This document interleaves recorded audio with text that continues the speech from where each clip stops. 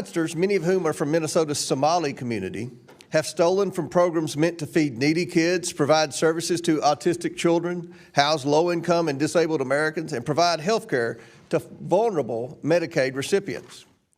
Fraudsters like these take millions to enrich themselves while providing nothing, overstating or outright faking the services. How many children have gone hungry because fraudsters stole money that was intended to provide them with food? How many autistic children were denied services because fraudsters instead sent this money overseas? How many low-income seniors, people with disabilities, or those with mental illnesses were denied access to housing because fraudsters drained resources and pocketed the money for themselves? The breadth and depth of this fraud is breathtaking, and I fear that this is just the tip of the iceberg. The U.S. Department of Justice is already investigating another Minnesota service program after a disabled man battling drug addiction under the care of a fraudulent full-time provider died because of neglect. Governor Tim Walz, Attorney General Keith Ellison, and Minnesota's Democrat leadership have either been asleep at the wheel or complicit in these crimes. How could they allow this massive fraud to go on for years? This is why we're here today. We must expose this theft of taxpayer dollars and hold everybody accountable who let it happen. Today, we're joined by witnesses from Minnesota State House of Representatives who have been fighting this fight for years. These legislators are on the front lines, uncovering fraud in Minnesota's social services programs day in and day out and trying to get their state agencies to fix it. Thank you all for what you're doing to uncover the truth. This isn't just a Minnesota problem. It's a problem for taxpayers across the United States.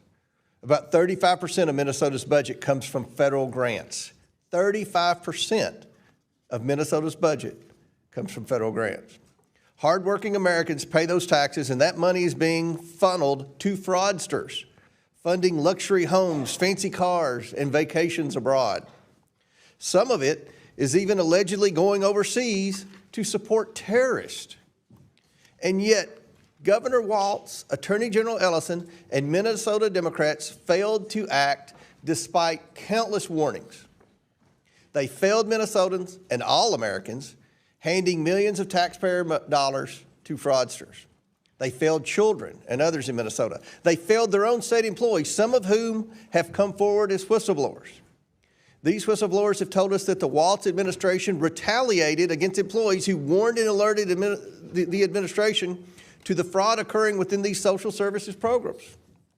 Again, Governor Walz accused employees who were simply doing their jobs of racism, Islamophobia, and threatened surveillance to silence them.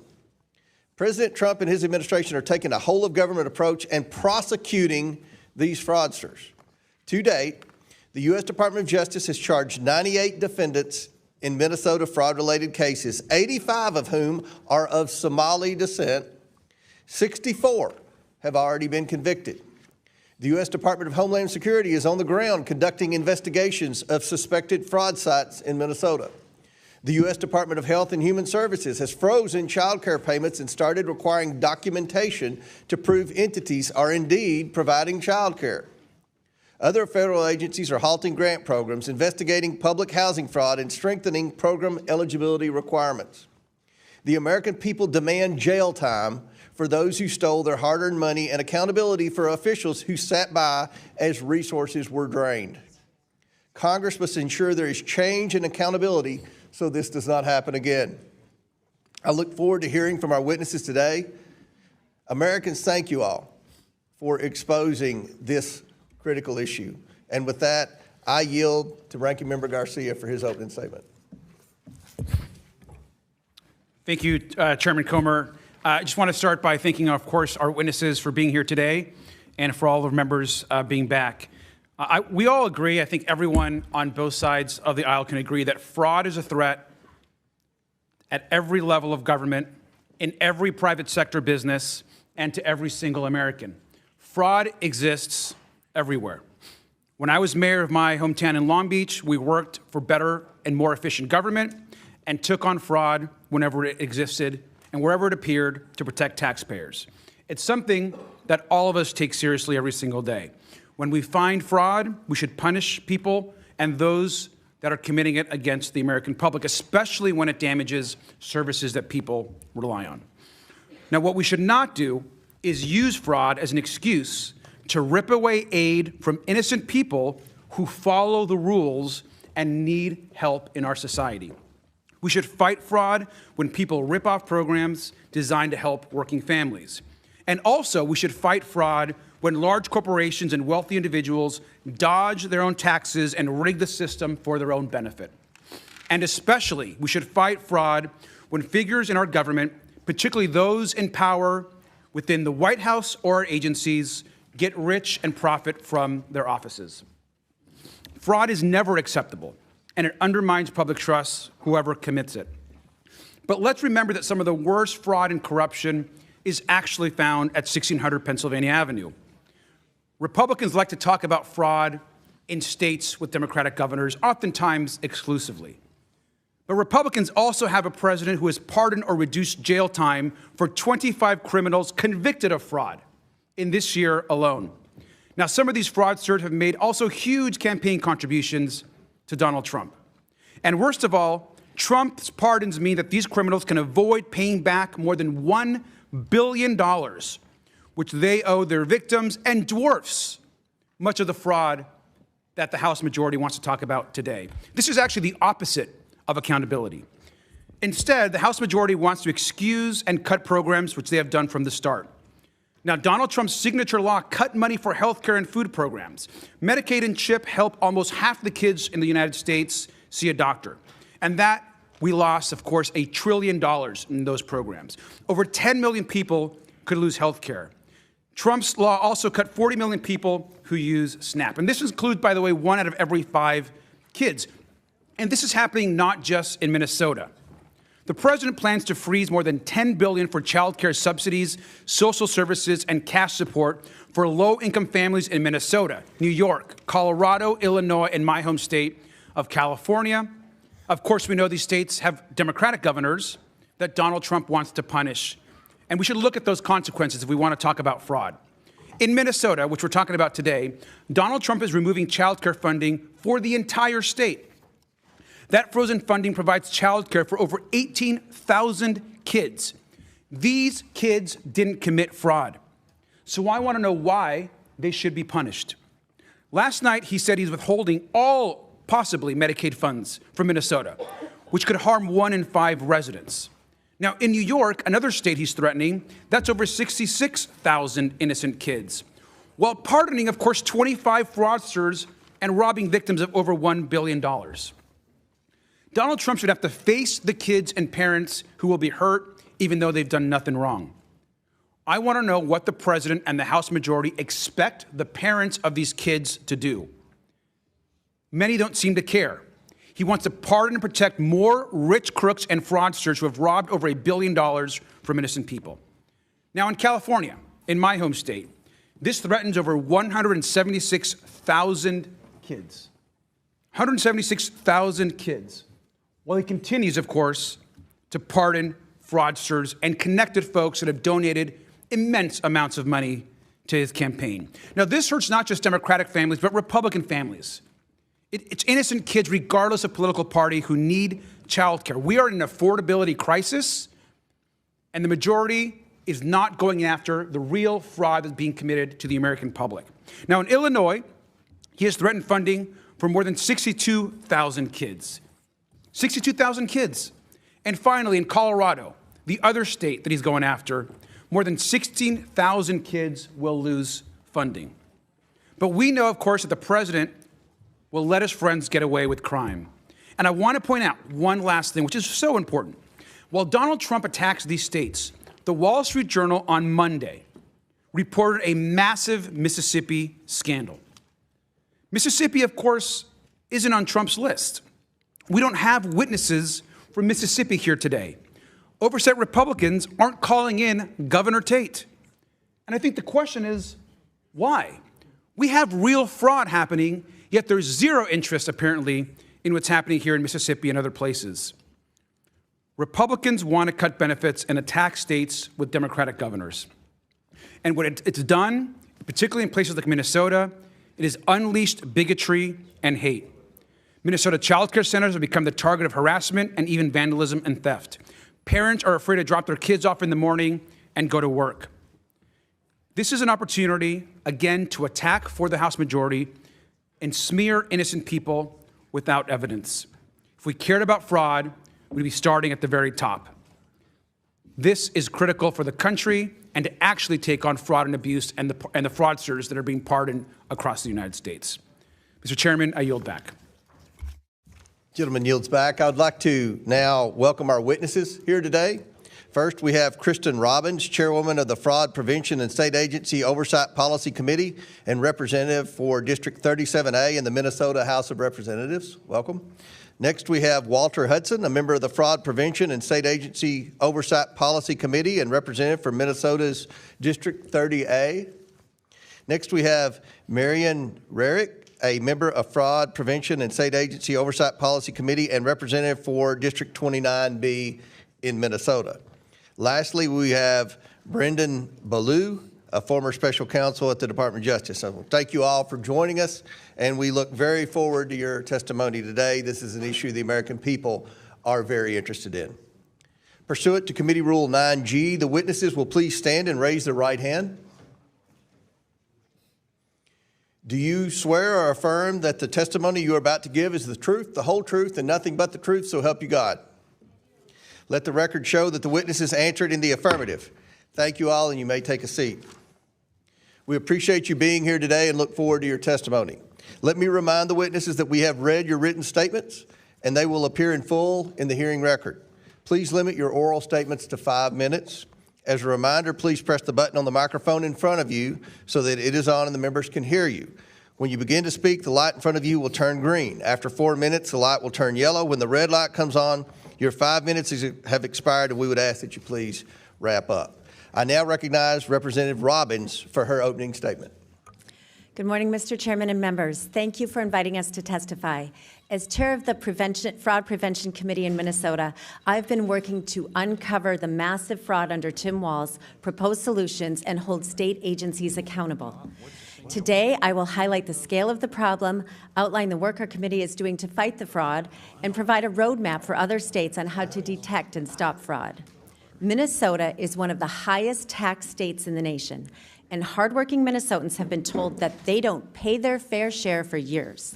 In truth, Minnesotans pay much more in taxes than in other states, and when they pay their taxes, they expect that their money is going to things that help our communities: roads, schools, healthcare, and law enforcement.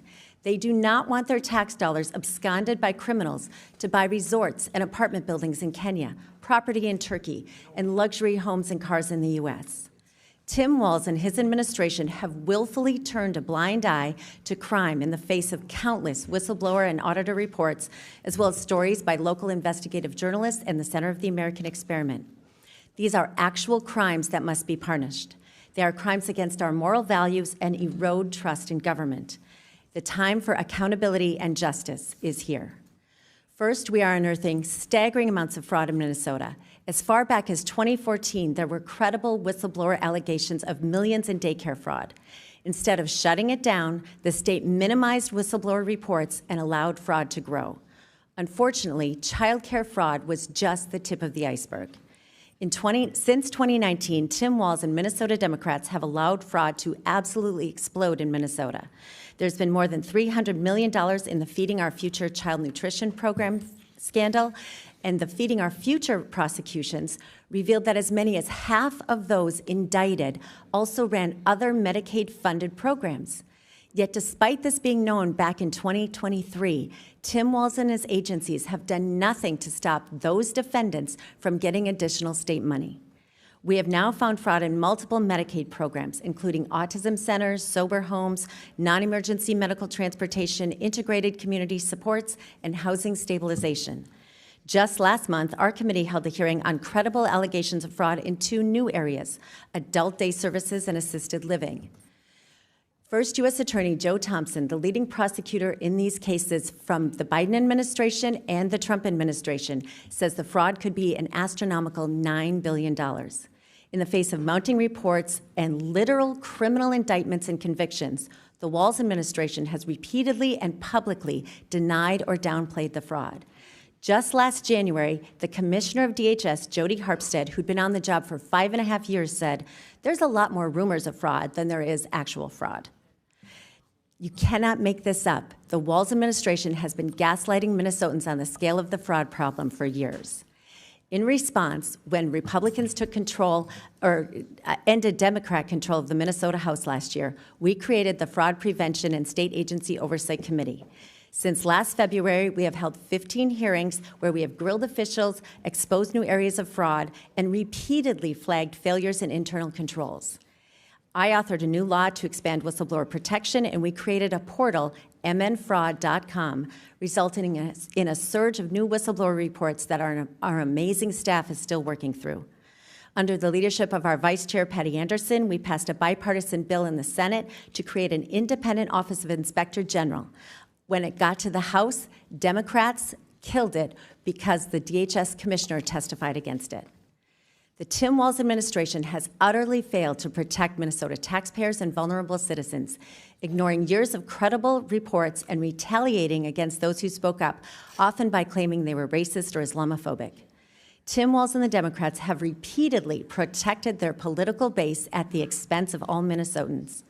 Other states should learn from the failures of the Walz administration.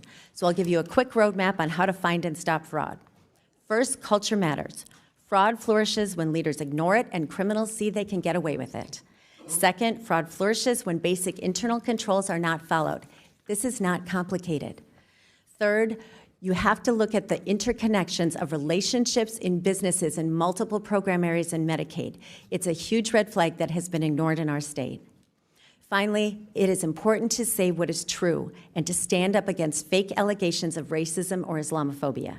Crime is crime, no matter who is committing it. It is true that the majority of the fraud in Minnesota has taken place in the Somali community. And it is also true that some of our best whistleblowers are from the Somali community. Democrats refuse to acknowledge this truth, and that has enabled criminals to steal billions and hurt our vulnerable citizens. Mr. Chairman, thank you for the opportunity to share the lessons from Minnesota and for your help in investigating these crimes. The time for justice and accountability is now. I now recognize Representative Hudson for his opening statement. Chairman, ranking member, and members of the committee, thank you for the opportunity to testify today for the record. I am Minnesota State Representative Walter Hudson, a second-term member who sits on our House Fraud Prevention and State Agency Oversight Committee. The recent national conversation about fraud in Minnesota has been fraught with distractions, diverting from critical concerns regarding process, policy, and oversight to sideshow concerns about personalities and partisan politics. My role here today is to cut through all of that and provide you with a clear picture of a culture which has developed over many years around the several generous benefit programs which Minnesota provides to our residents. Well-documented oversight failures have led to a lack of program integrity, creating incentives for people to monetize programs beyond their legislative intent to turn benefits into business. Contrary to the claim just made by the ranking member that there is no evidence of this fraud, attached to my written testimony, you will find a document which collates several reports made over the past 15 years by Minnesota's nonpartisan Office of Legislative Auditor, along with transcripts of each of our hearings from the Fraud Committee, where we heard directly from staff and leaders within the state agencies which administer these programs. Here's what that record indicates. Within the state of Minnesota, government oversight has been unable to keep up with program expansion due to a combination of factors. One, rapid expansion of funding and provider participation. Two, payment systems that prioritize access and speed. Three, verification mechanisms that occur after funds are distributed. Four, oversight capacity that does not scale with spending. And five, diffuse accountability across agencies and contractors. This combination of factors has fostered a booming new sector of the economy that relies upon the continuation of and expansion of government programs to fuel private sector profits. I want to be clear. Even when the law is being followed precisely by every jot and tittle, incentives still exist to abuse these programs and waste taxpayer dollars by diverting funding to profit centers rather than providing a safety net for those in temporary need. Now, criminal fraud is rampant. Deputy U.S. Attorney Joe Thompson, serving the District of Minnesota, has said that he could keep 1,000 prosecutors busy, but he's limited to a mere 25, only 5 of which are tasked with building fraud cases. He estimates that the total amount of criminal fraud over 5 years may reach $9 billion, which is fully 1/2 of the money that has been directed to these programs by the state. While Governor Tim Walz and other stakeholders dispute that assessment, the point I wish to emphasize is this. Whatever the actual number is, the full scope of the problem is not just criminal fraud, but a culture of profiting from government programs in perpetuity, not as a safety net, but as an industry. I've personally met and had discussions with folks who identify themselves as consultants for multiple entities accepting government benefits. They have made a career out of showing people how to leverage the gaps in government oversight to maximize benefit payments. Now, such conduct may not actually break the law, and that's the point. We have a system whereby an entire industry can operate under the color of law, raking in tremendous profits for individuals, all while having no incentive to save the taxpayer money or lift legitimate beneficiaries out of need. Instead, as the market for funneling benefits into businesses increases, so too does the perceived need for benevolent services. If nothing changes, if oversight is not tightened, if incentives are not changed, spending on these programs will only continue to increase with no commensurate increase in either public good or public confidence in our governing institutions. Thank you for the opportunity to submit this testimony for the record. I look forward to answering what questions I can. Thank you. I now recognize Representative Raric for her opening statement. Good morning, Mr. Chairman and members. For the record, my name is Marion Raric, and I am currently serving in the Minnesota House of Representatives in House District 29B. I am a member on the Minnesota House Fraud Prevention and State Agency Oversight Committee, which was recently formed in January of 25. I was first asked to serve on the committee on January 4th, and soon after, the 5 Republican members began to meet. During one of those discussions, I was asked to reach out to the Department of Human Services whistleblowers on X, now called Minnesota Staff Fraud Reporting Commentary. I had been following them in the previous year. I reached out through a direct tweet on X on January 16th, and the very same day I got a response back that yes, they would be willing to speak to the Fraud Prevention Committee. Since that first contact, Chair Robbins and I and Representative Hudson have had multiple conference calls with them, and we have had one in-person meeting. At that meeting, they were both former and current employees. I've continued to message with them very often, sometimes daily, and their collective message has been completely consistent. Instead of focusing on fraudsters, DHS leadership instead focused its surveillance on employees. Since then, their expressed fear of retaliation has intensified under an avalanche of fraud in Minnesota. Their numbers have grown from 480 DHS employees, both current and former, to over 1,000 across multiple state agencies. They have told me repeatedly how grateful they are to the House Fraud Prevention Committee for focusing our attention on fraud in the state programs, using their inside information while keeping them completely protected. They have explained that they live in a constant state of fear of retaliation. One only has to look at what happened to Faye Bernstein to understand why. In a very recent Newsweek article dated December 13th of 25, Ms. Bernstein, a former compliance specialist stated, Minnesota DHS functions in the opposite manner as you would think. Employees who suggest improvements or, heaven forbid, report fraud then face significant retaliation. The messenger is shot. In 2019, Bernstein said she alerted Minnesota DHS officials to sloppy contracting practices that were not legally compliant. But it's not what most people would even consider fraud. She says she was later escorted out of the building, faced lengthy investigation, got trespassed from all DHS owned and leased properties, and received involuntary transfer to another state agency. So she says, so today if someone asks me, should I report fraud within DHS, I say no, no, no. It is career suicide plus a whole lot more.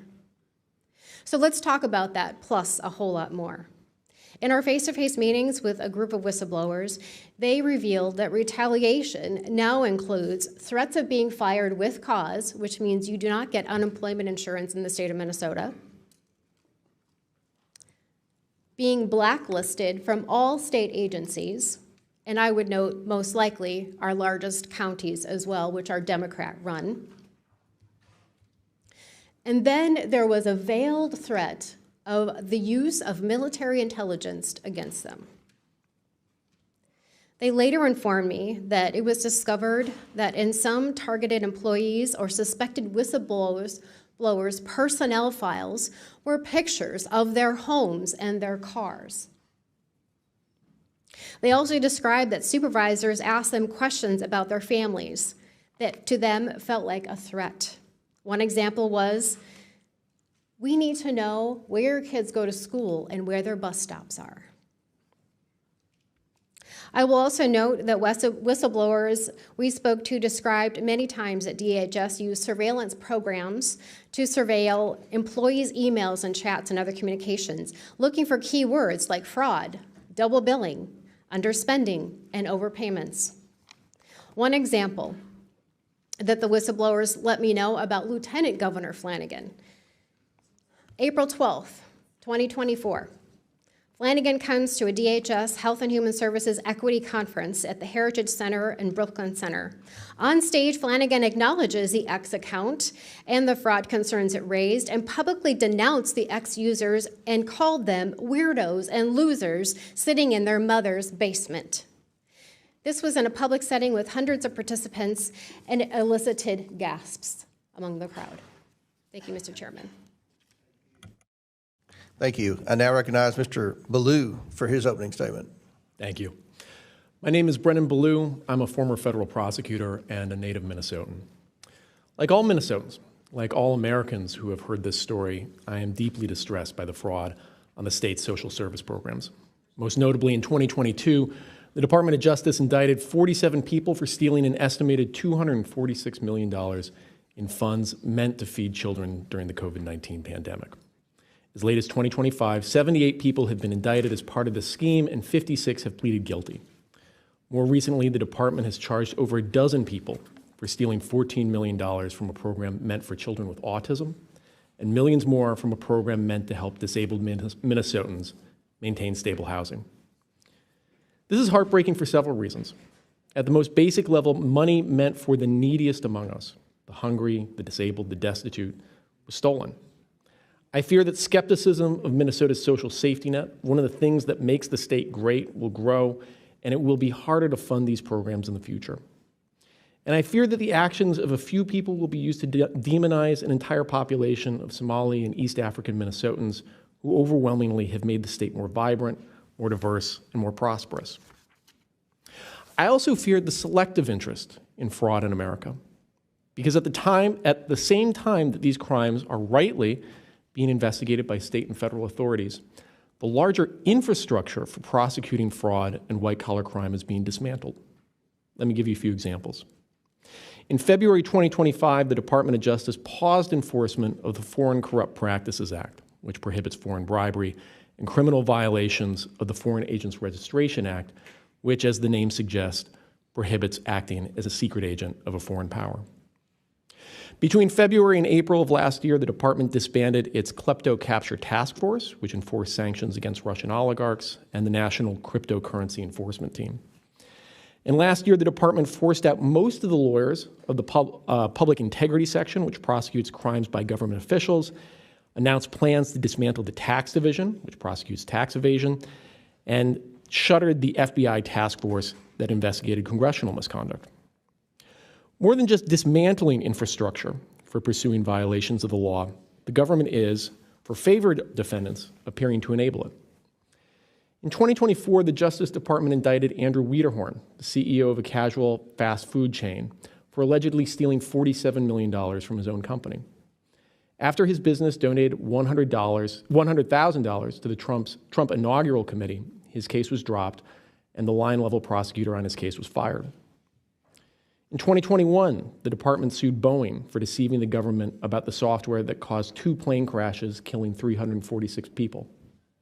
After donating $1 million to the inaugural committee, Boeing negotiated a favorable deferred prosecution agreement that the judge overseeing the case said, quote, fails to secure the necessary accountability to ensure the safety of the flying public. But he felt compelled by precedent to accept it nevertheless. The examples continue. Banks that contributed to the inaugural committee had litigations against them for violating consumer financial protection laws dropped, and so too did cryptocurrency companies that were investigated and sued by the Securities and Exchange Commission and who contributed to the inaugural committee. Crucially, those crypto companies that did not donate to the committee or other affiliated entities remain defendants of the government. The scale of these frauds involve millions stolen and hundreds killed, and yet they have received a fraction of the attention of the fraud that happened in Minnesota. This concerns me because we are both dismantling our infrastructure for fighting fraud and providing a roadmap for how those fraudsters who are prosecuted can buy their way out of justice. While we need to pursue the fraud we're seeing in Minnesota's social safety programs for all the reasons I said, because it is the weakest among us who are being harmed, we cannot selectively show an interest in fraud. If we do, we put some people, the very powerful and the very rich, beyond the reach of the law. Thank you. Thank you all for your opening statements. We'll now begin the questioning portion of the hearing, and our chair recognizes Mr. Gill from Texas for the first question. Thank you, Mr. Chairman. Thank you for holding this hearing so expeditiously. We all know this is an important issue, not just in terms of welfare fraud, but also immigration more broadly, so we appreciate it, and thank you for the witnesses for taking the time to come here. I want to start with you, Mr. Belaloo. Again, thank you for being here. Let me ask you, does large-scale Somali immigration make Minnesota stronger or weaker? Certainly stronger. Certainly stronger. Do you know what percentage of Somali-headed households in Minnesota are on food stamps? No. 54%. Do you know what that number is for native Minnesota-headed households? Well, to be clear, a majority of the... It's 7%. There's a big difference between 54% and 7%, is there not? Excuse me, sir, could I answer the question? Let me move on. We've got a lot of questions here. What percentage of Somali-headed households in Minnesota are on Medicaid? I don't know. It's 73%. Do you know what that number is for Minnesota native households? Again, you're using the phrase Minnesota native households, but the majority... The number is 18%. That's quite an astounding difference. I think we would agree. Can I answer the question, please? Let me ask you one more, and then we can go on to that. What percentage of Somali-headed households are on welfare in general? I don't know. It's 81%. What about, let me just ask you, after 10 years of being in the United States, what percentage of Somali immigrant households continue to be on welfare? I don't know. The number is 78%. So even after 10 years, 78% of Somali immigrant households continue to be on welfare. Do you know what that number is for native Minnesota-headed households? Again, you're using non-Somali immigrant-headed households. If I can just answer the question, when you're using the phrase native Minnesotans, the majority of Somali Minnesotans are as Minnesotan as any of us. They were born in the United States. It's only 8,000 of the 108,000 Somalis. And nevertheless, the welfare usage is astoundingly different. Let me ask you again, does that make Minnesota stronger or weaker? Again, I'd like the opportunity to answer the question here. Go for it. Again, the majority of Somali Minnesotans are born in the United States, as I understand it. Okay, well, what percentage Again, of working age Somalians who have been in the U.S. for 10 years or more, how many of them speak English very well? I don't know. About half. The answer is about half. That seems pretty low, doesn't it? Again, I keep trying It doesn't sound like something that makes our country stronger to me, and I think most Americans would agree with me on that. I need to move on. Ms. Robbins, when would you say we concretely knew that widespread welfare fraud was occurring in Minnesota? There have been reports since 2009 from the Office of Legislative Auditor. I would say the credible reports on childcare fraud started surfacing 2011 to 2013. So for over a decade. Yes, sir. When do you think Governor Walz knew about this fraud? From the very beginning. He was running for governor in 2018 when there were prosecutions going on, when there was an OLA report, active cases in the news all the time. And what was the Walz administration's response? They actually did nothing when they got into office, and Lieutenant Governor Peggy Flanagan had been on the committee in the legislature that had hearings on child care fraud, and when they got into office, they did put $5 million into a little more money, but nothing changed. But nothing. And let me ask you, Mr. Hudson, thank you for being here. Did those who commit this fraud, do they typically vote for Republicans or Democrats, in your opinion? In my opinion, thank you for qualifying it like that, I would say they most definitely overwhelmingly vote for Democrats. Do they typically donate to Republicans or Democrats? Not to my knowledge. They your don't opinion? donate to Republicans, they donate to Democrats, in my opinion, yes. Got it. So would you say this is the Somali population is an important demographic for Democrats to win over politically? Unquestionably. Got it. And do you think it would have hurt Democrats' political standing with the Somali population to investigate this fraud? Very clearly. Got it. So in other words, you're saying that there was a political incentive to cover up widespread Somali fraud. Is that right? 100%. Got it. Let me ask all three of you. Did the Walz administration and Democrats intentionally, in your opinion, overlook this fraud while it was happening for political gain? I'll start with you, Ms. Robbins. Absolutely. We have credible whistleblower reports that the Department of Human Services administration up to the OIG and the commissioner met with a group called the Minnesota Minority Child Care Association multiple times, and that they were trying to weaken protections. We wanted, Right. we had several changes we wanted to do, and they opposed all of them. And Mr. Hudson and Ms. Raric, and then my time is up. I would agree. Absolutely. The whistleblowers confirm it. Got it. Thank you. Chair now recognizes Ranking Member Garcia. Thank you. I just want to clarify one thing. I just want to just be very clear that a vast majority of those Somali Minnesotans are United States citizens, and Somali Americans have as much right to access those services, or any Somalis, as United States members of Congress. They have the same right to access services, and we're talking about U.S. citizens. Let me also just clarify, Mr. Hudson, you said in your opening remarks that I had said that no fraud exists, and I think you can feel free to run the tape. That's not exactly not what I said. What I have been talking about, what's important for us to remember, is that wherever fraud exists, we should take it on, and we should hold folks accountable. And when people commit fraud and people get hurt, there's going to be repercussions, as there should be. We can all agree to that. We want to hold fraudsters accountable. We want to protect the victims and innocent people, so that those that can access services can continue to access services across this country. That's how it should work. But we also know that's not how it should work according to President Trump. Now, let's actually talk about real fraud and some fraudsters. Now, we all know that recently, here in Florida, President Trump granted a get-out-of-jail-free pardon to Philip S. Forms. Now, Mr. S. Forms is a nursing home mogul convicted of schemes to defraud Medicare and Medicaid of $1.3 billion. Where is that hearing? This guy just didn't steal from taxpayers. He took advantage of thousands of people, admitting them to nursing homes and living facilities that could not help them. His network of doctors gave out dangerous and harmful treatments and prescribing opioids to drug addicts just to make more money. In 2019, when S. Forms was sentenced, Trump's own DOJ issued a press release that quoted that the man behind one of the biggest healthcare frauds in history will be spending 20 years in prison. 20 years in prison, the DOJ said. Just 14 months later, Donald Trump let him walk free with a pardon. In October of this year, on his 56th birthday, S. Forms was arrested on domestic violence charges.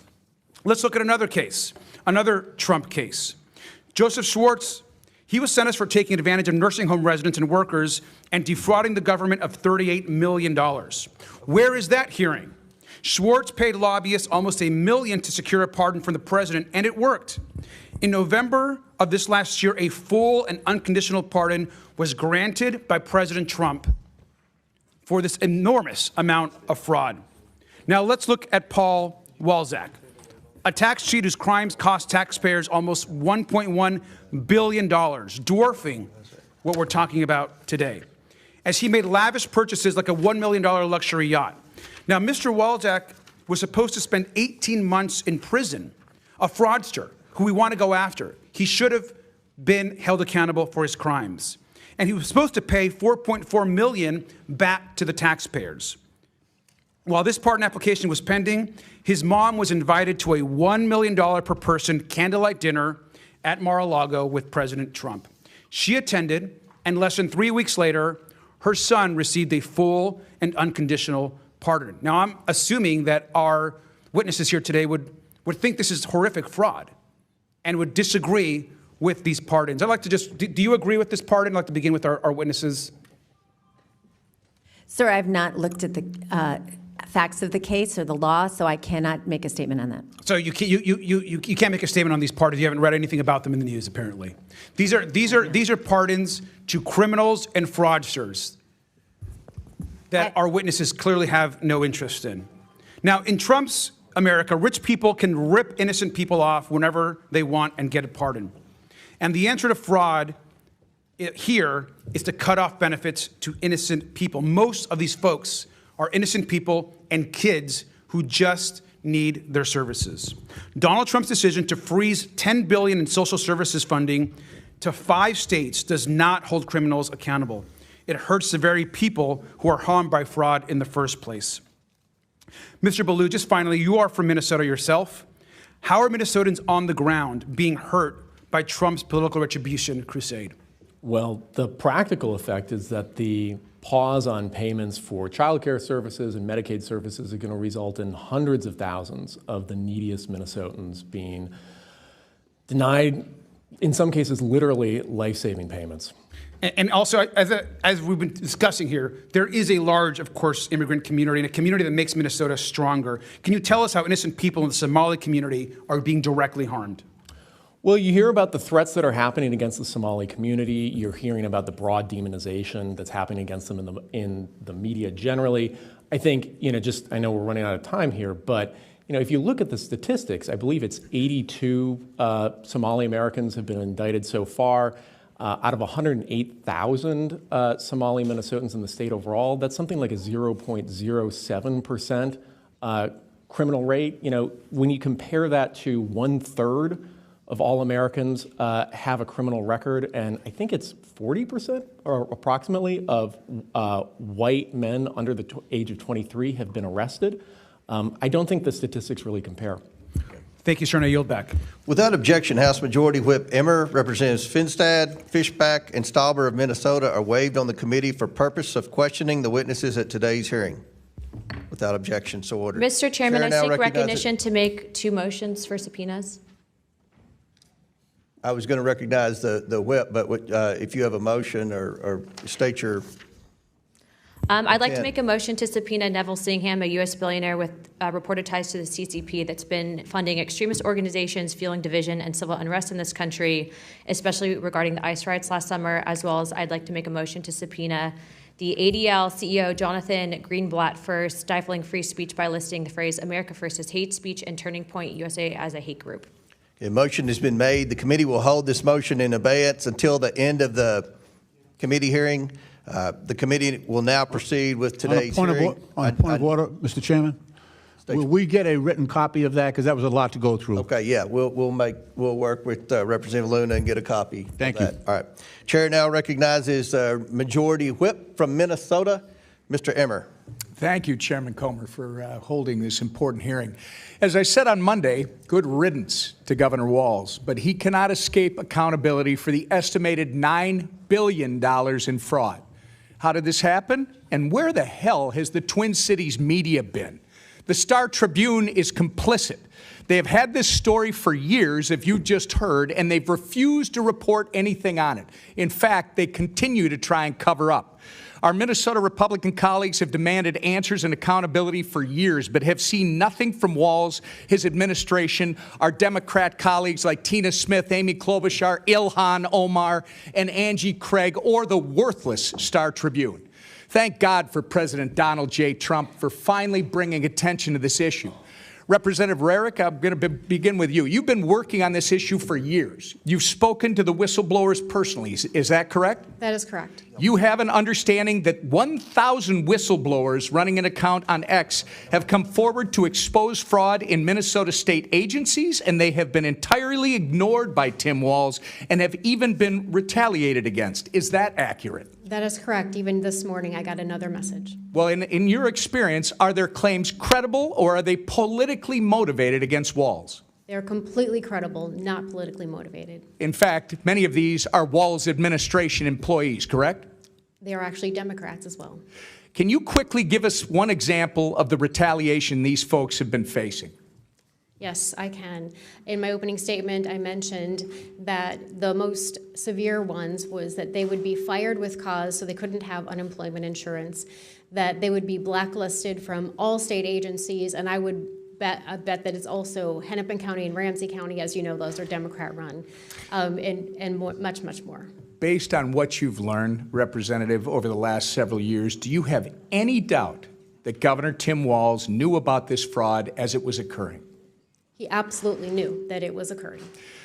Thank you. The Housing Stability Services Program was estimated to cost about $2.6 million per year, but before it was shut down last October, it was on track to run about $122 million in 2025. In fact, I think they sucked $161 million out of it from the point it started in 2020 until it was finally shut down. Isn't that correct? That is correct, and Joe Thompson believes that 90% of that was fraud. Yeah. The Quality Leering Center, as uncovered by Nick Shirley, received almost $10 million in funding. Is that accurate? I believe it is. There are more than 80 autism centers in Minnesota under investigation. Is that true? I believe it is, yes. It's clear that someone is criminally complicit. You can't just let this amount of money get out of your administration over a period of 7 years without knowing. There was a hearing in the state regarding the fraudulent housing stabilization program, but before that hearing, Governor Walz fired the official who was slated to testify so that they could not testify and expose what was happening under Governor Walz's watch. Has Governor Walz or Attorney General Ellison fired anyone else to your knowledge, Representative? Not to my knowledge, and that was Eric Rumdahl, and his administration believes that he was not fired, but I say he was fired because it was too convenient. Right. Representative Hudson, is it true that 90% of the individuals charged, regardless of what your colleague on the panel just said with his facts and figures, 90% of the individuals charged or indicted with the $250 million Feeding Our Future COVID fraud are of Somali descent? I believe that to be correct. Are you aware that in a 2021 video, Mr. Ellison promised that he would obstruct his own agencies in their investigation of Somali fraud? I am very much aware of that. It's no wonder that criminals in the Somali community felt they were free to steal taxpayer dollars. I'm going to ask you the same question I asked Marion. Do you have any doubt that Tim Walz knew about this fraud as it was occurring? None whatsoever. Walz and Ellison were protecting fraudsters instead of investigating them, and it was purposeful. And it's no coincidence that this is occurring largely in the Somali community. Walz made a sanctuary state, Minnesota, a sanctuary state. He gave free health care, free college, and free licenses to illegals. And Walz looked the other way when Somali immigrants were stealing. Representative Robbins, do you have any doubt that Tim Walz knew about this fraud as it was occurring? None whatsoever. So all three of you have no doubt in your minds that Tim Walz knew about the $9 billion of fraud during his tenure as governor and did nothing about it.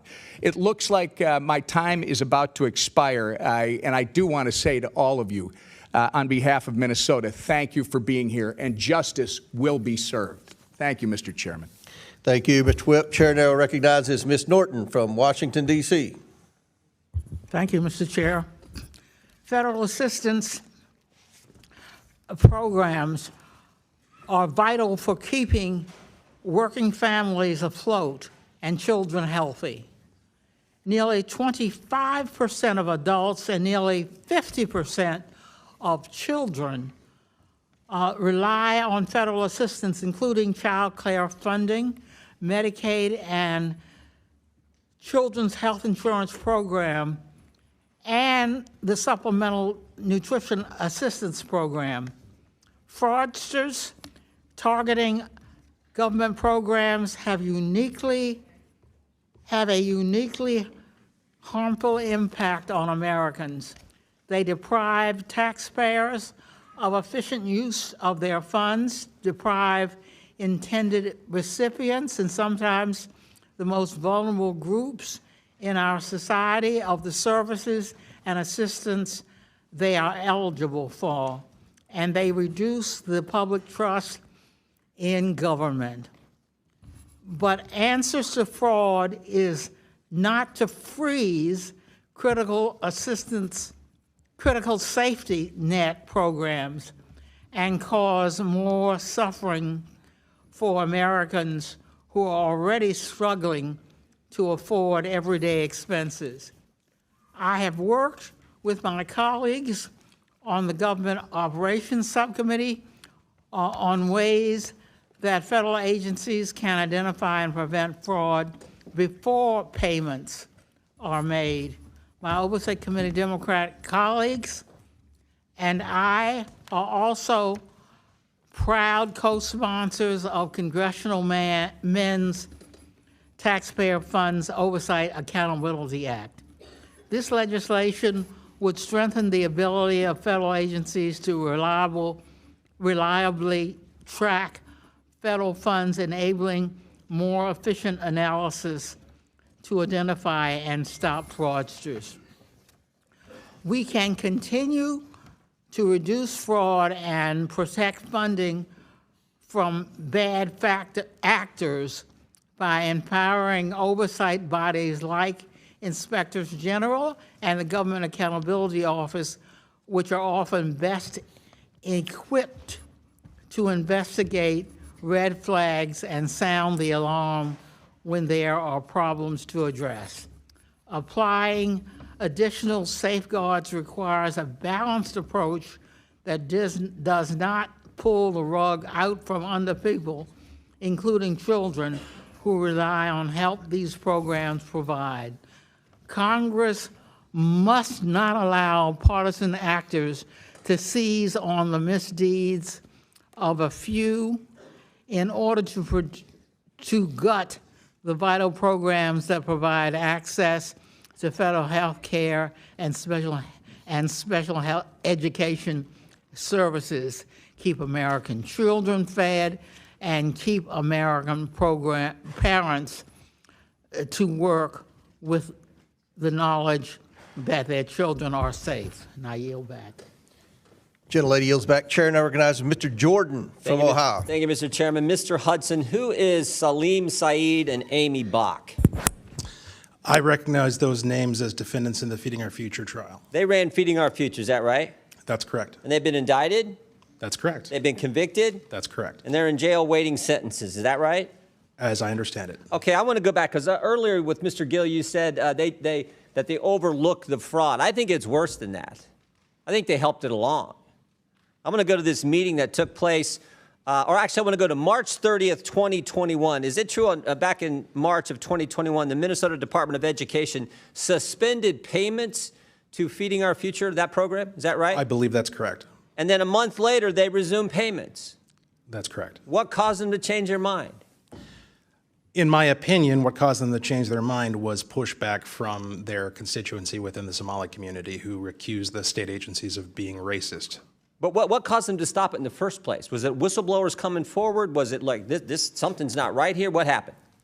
Apologize for the misunderstanding. The reason they stopped the funds in the first place is because they had credible allegations that there was fraud taking place. From whistleblowers and others. Correct. And just they're doing their job, looking, this doesn't make sense. We got all these programs, no one's getting fed, and yet money's going out the door like crazy. So they suspended it, and then they started it back up, right? Was there any threat of a lawsuit from the Somali community and folks affiliated with Feeding Our Future? Mr. Jordan, there was more than a threat. They actually did it. They did? And what was the alleged claim in that lawsuit? That they were victims of racial discrimination. Oh, they played the race card, huh? All this fraud going on, money going out, and they played the race card. Now, it was when I talked about not just overlooking it, there was a meeting that took place between the Attorney General and affiliates of Feeding Our Future. Is that right? That is correct. And what happened at that meeting? Do we know? Yeah, we do, because we have it on tape. There was an audio recording made at that meeting that was entered into evidence in the Feeding Our Future trial, and it was later revealed through work from Center of the American Experiment, the full recording. And my observations of what took place in that meeting was that Attorney General Keith Ellison was focused on one thing and one thing only, and that was keeping these folks in business. There were no questions that he asked of these folks about how the kids are doing, the operation, how they're getting fed, who's being helped. Instead, the focus was entirely on ensuring that the money continues to flow. And I'll add that he went so far as to say that he was going to fight these people in reference to the state agencies. The state agencies are his client. Yeah, and when you said money's going to flow, did money flow to Mr. Ellison's campaign a couple weeks later from some of the folks who were in that meeting? Sure did. How much, do we know how much that was? I do not have that number. So it wasn't just overlooking the fraud. They were actively trying to make sure this program continued, and then they benefited from that politically with contributions to their campaign, all in this same year, all in 2021, when this was all coming to a head. Is that accurate? That is my understanding. And this fraud is much bigger than this, because as I look, it's like 6 different federal agencies. Department of Homeland Security, Health and Human Services, Small Business Association, Housing Urban Development, Department of Labor, Department of Agriculture, in this program and a bunch of others. They were shaking down the entire federal government, it looked like. 6 different federal agencies. I think you pointed out, over the last 15 years? That's correct. And not only are the administration, the Democrat administration, overlooking it, they're helping it along. They're assisting it. They're going after whistleblowers, as your colleague pointed out. And they're benefiting from all this politically with contributions to their campaign, not to mention the voting issue that you referenced earlier as well. Is that all accurate? I believe so. Oh, now there's more than 6 agencies involved. There's 6 federal agencies that got shaken down, but there's 2 other agencies involved now, the FBI and the DOJ, right? How many people have been indicted now? I do not have that number in front of me, but it's significant. And I don't know how long y'all been in the legislature. We appreciate your work, appreciate what you do. But have you ever seen anything like this in your time in the legislature? I've never seen anything like this in an agency. Ms. Robbins, you're the chair. No, sir, we have never seen anything on this scale. It is unbelievable. As Joe Thompson said, it is breathtaking and cannot be overstated. Yeah, well, God bless you all. Ms. Rankin, or Ms. Raric, excuse me, I'll give you the last word. Thank you. So I've been there since 2013, and I have been yelled at by Democrats over and over again throughout our time there to say that there is no fraud, this is just made up. Yeah, this is the template. You see this all the time. The left will tell a lie. We're feeding kids when they're not, when they're just shaking down the taxpayer. The left will tell the lie. The media will report the lie or not report when the truth comes out. And then when you tell the truth, they call you racist. It's as old as time. We see it all the time. This is so wrong. God bless you all for coming forward and getting the facts to the people in Minnesota, and more importantly, to the people of this great country. I yield back. Gentleman yields back. Chair recognizes Mr. Lynch from Massachusetts. Thank you, Mr. Chairman. I want to be clear that fraud is unacceptable at any level. However, I did have an opportunity to spend the day with a bunch of my kids in my district at my local Head Start Center in Quincy and the Wahlberg Center. And they actually are able to feed those kids breakfast, lunch, and a snack for $6 a day. And I just want to say, from this committee, this investigative committee, if we're really looking for fraud, if we're truly looking for fraud, in addition to all the cases that Mr. Belaloo listed, we don't need to go far. I can even suggest the address, 1600 Pennsylvania Ave. If we're looking for fraud in this country, that's a great place to start. That's a gold mine for looking for fraud. And I'll just give one example. You know, you don't have to go back in time very far to see a great example of the fraud that's been put upon this country. Last month, President Trump put his name on the John F. Kennedy Center for the Performing Arts. For those of you who are too young to remember, JFK was a war hero from my state. He was an Irish Catholic, first Catholic elected president. Fought a lot of bigotry during his time trying to become president. He actually stood up to the Russians. But he was a war hero, a decorated war hero. He's the only United States president who ever have received the Purple Heart. He also received the Medal of Valor from the Navy and the Marine Corps because during World War II, he was commanding a PT boat, PT 109. His vessel was struck by a destroyer in the South Pacific. And he actually risked his life to save his crew members. And after he was assassinated, LBJ, Lyndon Baines Johnson, his successor, and the United States Congress at that time recognized his service and sacrifice to this country by naming the Performing Arts Center after him. He had raised most of the money to build that center, he and Jacqueline Kennedy. And it is shameful. It is a case of stolen valor for this president to put his name above the name of John F. Kennedy. That is a fraud being perpetrated on this country right now. And if we're really interested in rooting out fraud, how about starting right there? I have legislation that will take Trump's name off that building and restore it. You know, Congress acknowledged Kennedy's service and sacrifice to our country. He sacrificed everything for this country. And yet, we have allowed this to happen. And we have allowed that fraud, that valor to be stolen from John F. Kennedy. It's wrong. It is wrong. And while I know Trump has his supporters and his minions, and there is no depth to the shame that they will stoop to, but we as Americans should defend the history, defend the goodness that has been done by previous leaders. It's ironic that Jacqueline Kennedy actually established the White House Historical Society, and she did so in a manner that she said we should honor every president within the White House, regardless of party, but because of the service and the sacrifice that they have made on behalf of our country. That's a much different sentiment that is held at the White House today when you see the shameful plaques that have been put up by this president denigrating previous presidents and their service to this country. So I hope my colleagues will join me in that legislation to restore the John F. Kennedy Center for the Performing Arts and eliminate this fraud, glaring fraud that's being perpetrated on the American people. Mr. Chairman, I yield back. Chair now recognizes Byron Donalds from the great state of Florida. Thank you, Chairman. Before we begin, I have a letter to submit for the record titled Collective Request for Congressional Oversight, Systematic Retaliation and Governance Failure at the Minnesota Department of Human Services.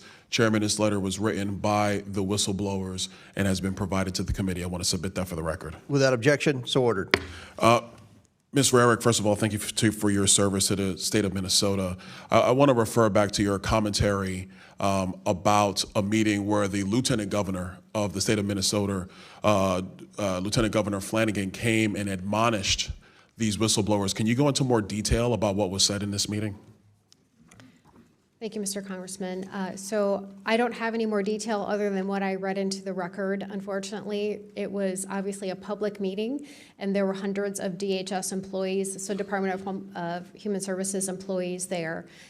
It was a story that's been reported multiple times on the X page, but I don't have any more details than that, other than the fact that that wasn't the only time that she retaliated.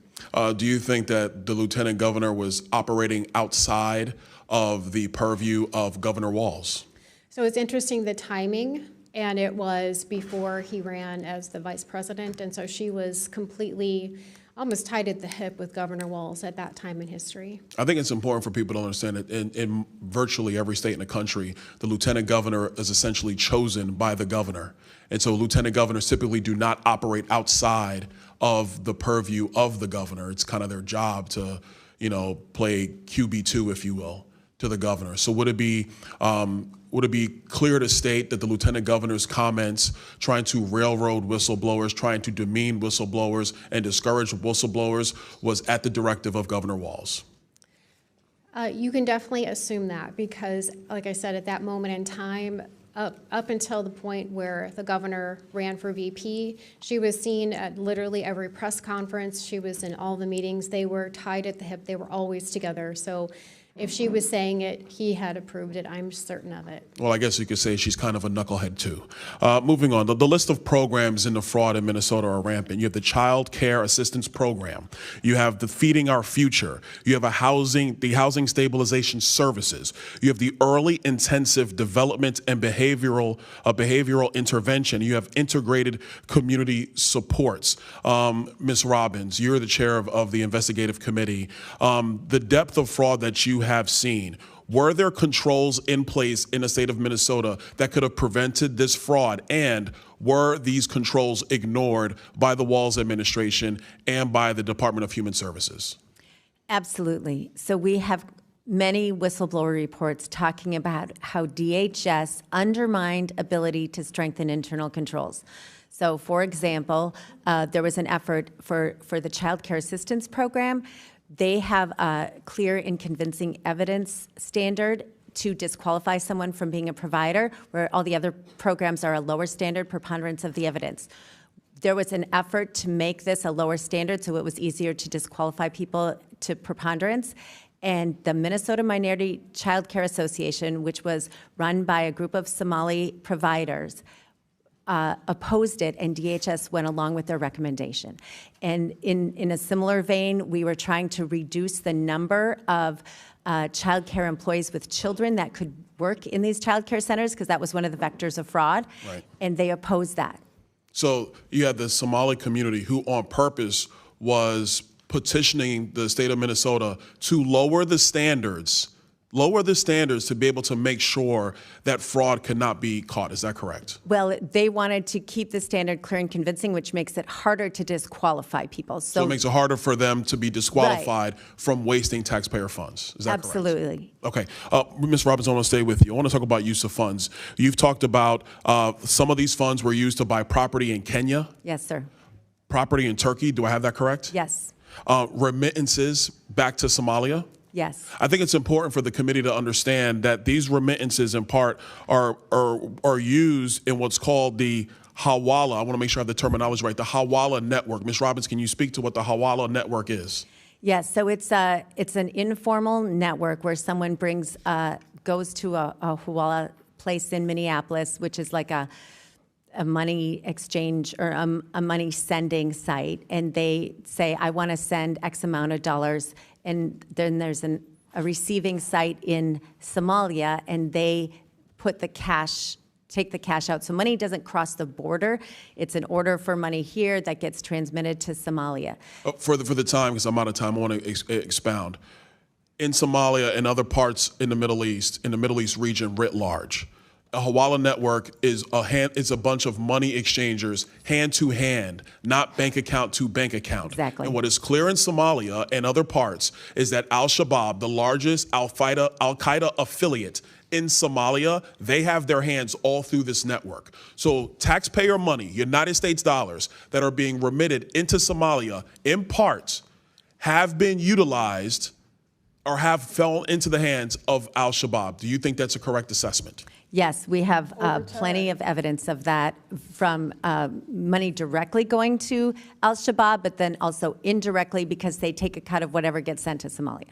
Thank you so much. Chairman, I know I'm over. Thank you for the additional time. Mr. Chair, I seek recognition for unanimous consent request. Chair recognizes Ms. Presley. I ask unanimous consent to enter into the record a December 2025 article from the Minnesota Star Tribune titled, "Contrary to Trump's Claims, Somalis Add $8 billion to Minnesota's Economy." Without objection, so ordered. Chair recognizes Ro Khanna from California. Thank you, Mr. Chairman. Mr. Chairman, fraud, waste, and abuse is not a partisan issue. FDR in 1932 with the New Deal railed against inefficiencies and fraud and waste in state and local government. I want to be clear. Many in the Democratic Party stand against the misappropriation or misuse of taxpayer dollars. The reality is, as a progressive Democrat, I believe the ultra-wealthy should pay more. But I want that money going for the health care, the child care, and the education of the American people. It offends me if there is waste or fraud in any of our states. That's why I called for people in my state of California to share stories of inefficiencies, fraud, or wasteful spending. I partnered with the All In podcast to advertise that we need to be responsible stewards of our tax dollars. And I believe we should be doing this for all 50 states. I challenge my colleagues on the Republican side. Let's have an audit of all 50 states to make sure that government money is being spent wisely. We don't need to make these partisan hearings.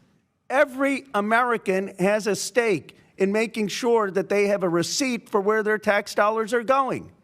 Every American has a stake, if we're going to ask them to pay tax, to make sure that that money isn't being wasted. And I'd like to see this committee work together to stand up for basic fairness of the American taxpayers. I certainly am going to do that in the state of California, and we should be doing that in all 50 states. Thank you, Mr. Chairman. Thank you, Representative Khanna. And I believe you're sincere, and we want to work with you on fraud in any state. If it's a Republican state, Democratic state, we don't care. The mission of this committee is to root out waste, fraud, abuse, and mismanagement, and we would gladly work with you. Thank you, Mr. Chairman. Yes, sir. Mr. Chairman. Mr. Chairman. Chair recognizes Mr. Biggs from Arizona. I have a UC request. Proceed. Thank you. First one is Arizona has recovered just 5% of taxpayer dollars lost in a $2.5 billion Medicaid fraud scheme. Without objection, so ordered. And I'll save the rest for the future. No, I've got a bunch more, but not right now, Mr. Chairman. Okay, all right. Thank you. Chair recognizes myself for 5 minutes of questioning. Yesterday, Minnesota's Office of the Legislative Auditor published an audit of the state's Department of Human Services Behavioral Health Administration grants. I'd like to enter that report and its cover letter into the record. Without objection, so ordered. The cover letter of this report states, quote, "However, during the course of our audit, we identified a number of documents that the Behavioral Health Administration either backdated or created after our audit happened," end quote. It sounds like Governor Tim Walz's Department of Human Services may have been fabricating evidence by creating documentation after the fact to mislead voters, to mislead auditors. This new report noted that one grantee who received nearly $680,000 from this agency for 1 month's work, but could not provide any documentation or proof that any work was actually completed. What's more, and this is the kicker, the report notes that the grant manager who approved this money left the agency within days of approving the grant to take a job with the very same grantee that they approved money for. So very quickly, Representative Robbins, have you ever seen anything like this in your time as a member of the Minnesota's Fraud Prevention and State Agency Oversight Policy Committee? We have heard whistleblower reports of backdating and falsification before, and we also have a record of earlier in the CCAP, the child care fraud, where they would allow the providers to submit records far after the investigation and accept them as true. So clearly this has been a pattern at the agency, and it's unacceptable. Unbelievable. And we want to work with you. We want to work with these whistleblowers. We're serious about this. The Trump administration's on the ground. We want to catch these people, and we want to put them behind bars, and we want to hold any politician that participated in these schemes accountable. Representative Hudson, who's to blame for this dysfunction? Well, the blame can go around quite a bit, but as Tim Walz himself said, the buck stops with him. Representative Robbins, do you have any examples of how the Walz administration blocked investigators from moving forward with high-priority fraud investigations? Yes, we do, Mr. Chairman. I have met with whistleblowers and gotten documents from them about how after the original CCAP whistleblower report came out in March and April of 2019, subsequent to that, there was an Office of Inspector General within DHS that had investigative authority to do surveillance, warrants, and seize electronics, and they were shut down. They were told they could no longer do criminal investigations. They were told they could no longer meet with the Bureau of Criminal Apprehension agents that were assigned to them without supervisor's approval. And instead, when they found one of the other members talked about how they changed the language. They went from calling it fraud to calling it overbilling. And they created an overbilling committee to all the investigative agents now couldn't do criminal investigations, and they had to flag issues of overbilling, and then a committee would decide if any of that overbilling would be recouped. Committee appointed by Walz? No, appointed within DHS. Oh, appointed by the own bureaucracy. Yes, so they shut down criminal investigations. They created a committee to call it overbilling and decide if overbilling investigations would even try to recoup the money. This is evidence that Tim Walz interfered with investigators who knew there was fraud. The rumors of fraud have been taking place. I've been hearing them for a decade, and yet he interfered to try to obstruct their investigation of fraud. Yes, his agencies shut down criminal investigations. Representative Hudson, we didn't get $9 billion stolen overnight. How did the fraud in Minnesota become so widespread? Well, listen, let me give the maximum benefit of the doubt that these programs were designed for a beneficial legislative intent. Of course. The way that it happened was by when people recognized that the system wasn't working and they raised those concerns were ignored, and a culture suppressing raising those concerns was fostered by the Walz administration. So obviously there was a lack of oversight by the Walz administration. Why would Governor Walz let $9 billion in fraud occur? Mr. Hudson. In my opinion, because it was politically beneficial to Democrats. Again, the Somali community is a huge constituency group, and we've had some tight races in Minnesota, and it makes a difference for them. Because it's a huge part of the Democrat voting base in Minnesota. Is that correct? Correct. Representative Raric, Governor Walz's announcement not to seek a third term seems to be an admission of guilt, I think, to most Americans, and an attempt by the Democrat establishment to cover up his role in the rampant fraud. He claims this is so he can focus on defending the people of Minnesota against criminals who prey on our generosity. As someone who has been in the Minnesota legislature longer than Tim Walz has been governor, can Governor Walz actually be trusted to defend Minnesotans when he allowed fraud to fester for his entire tenure as governor? Mr. Chairman, if Governor Walz was serious about stopping fraud, he would have done it in 2019 when he took office. He has done nothing other than appoint commissioners that suppressed fraud and retaliated against their own employees. And just think, this man was almost elected Vice President of the United States. This was the pick for the sitting Vice President of the United States to be the next Vice President of the United States. This is unbelievable. If people aren't held accountable, if people don't go to jail for this, this will continue, not just in Minnesota, but other states. And we're going to do everything we can on this committee to work with you all and every whistleblower in Minnesota and any other of the 49 states who wants to come forward to expose waste, fraud, and abuse. We're going to work with you and eliminate it and hold people accountable. Chair now recognizes Mr. Mfume. Is that right? Mr. Chairman, I just have a UC request. Okay, go ahead. First one is from the American Immigration Council. Immigrants contribute billions to federal and state taxes each year, as well as immigrants do not commit more crimes in the U.S. despite fear-mongering. Without objection, so ordered. Chair now recognizes Mr. Mfume from Maryland. Thank you very much, Mr. Chair. I want to thank you and the ranking member for bringing us together on this today. I have a request for unanimous consent to enter into the record a letter from James